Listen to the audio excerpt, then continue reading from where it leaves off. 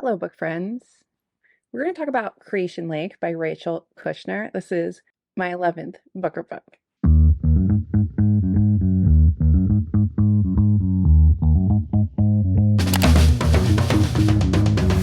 Hello, book friends. It's Alyssa. Welcome back to the channel. Hello, if you're new. Welcome back to Booker 2024.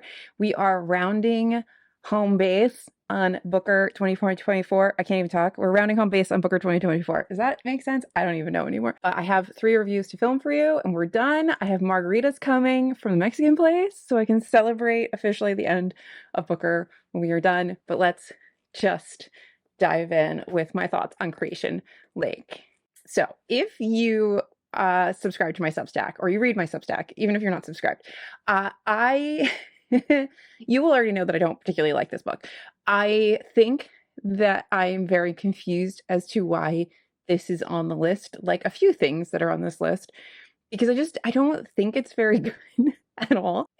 So essentially we're following, she's kind of like a spy. She did work for the government for a while. She screws up. You find out that she screws up. That kind of haunts her through the book a bit.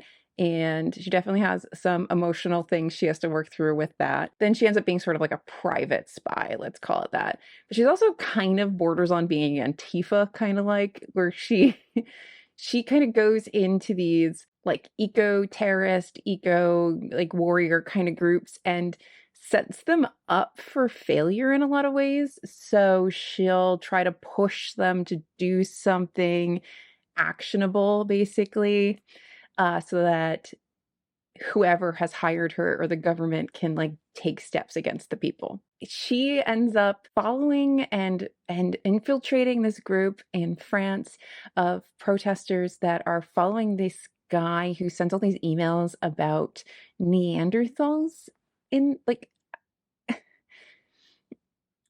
how Neanderthals split off from Homo sapiens, and he lives in caves.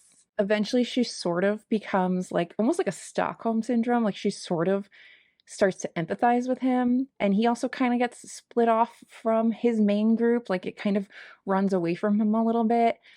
And things do come to a head with like the protesting and stuff that they're attempting to do, this group, and you kind of get to see the inner workings of these terrorist like, protesting groups, maybe the politics inside of them. And there's this couple that's a little older, and they kind of get ostracized, or they're not really allowed in the group because the people who run the group feel like they're not really valuable. So there is kind of this discussion of how you can have all these lofty goals or ideals, but really we do kind of still have this capitalistic, like feudal sort of hierarchy thing built into us. And that's, I think, kind of what they're talking about in all these Homo sapien Neanderthal thal discussions. But really, I just found the way this is written so tedious that I couldn't care about the book at all.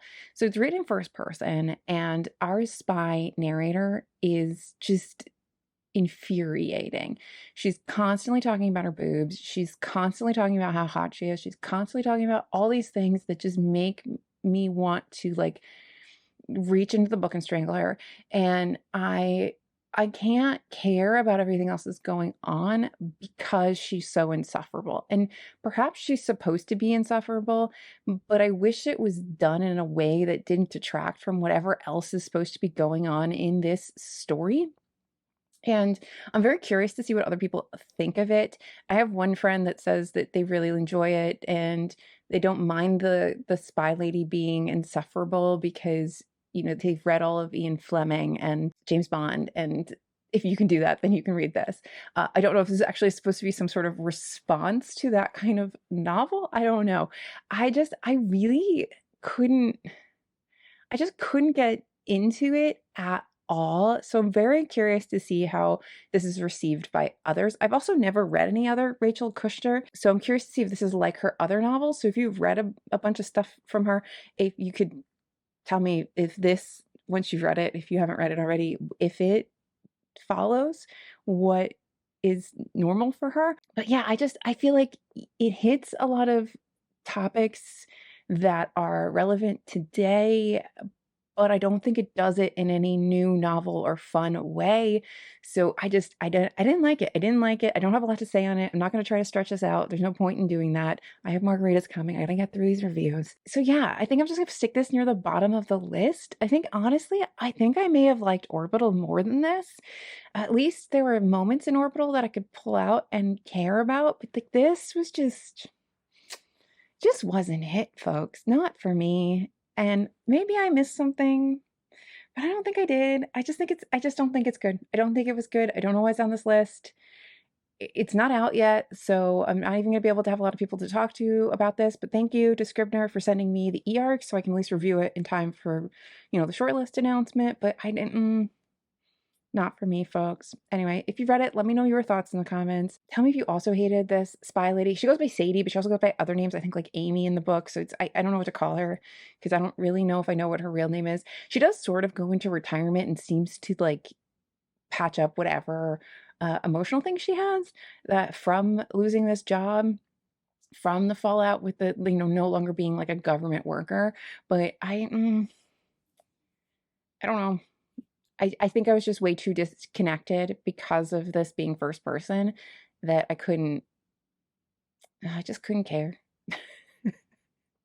Honestly, I could not care. So anyway, that's it.